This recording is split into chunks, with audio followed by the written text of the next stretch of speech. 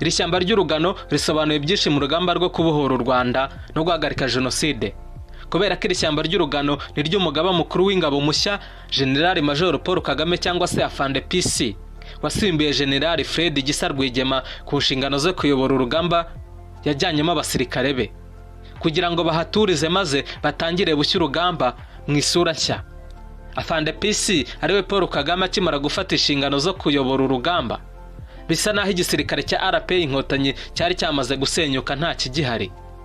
Mu mibare ye rero nk'umujenerale w'igitangaza kandi w'umuhanga yahise afata umwanzuro wo gushakira abahungu be ahantu ho guturiza, kuko nyuma y'urupfu rwa Rwigema n'abandi bayobozi bakuru mu gisirikare cya RPA Inkotanyi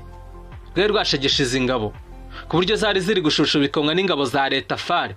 bigakorwa ku bufasha buhambaye bw'igisirikare cy'Ubufaransa. Muri uko guhungabana kw'ingabo za RPA niho General Paul Kagame yahereye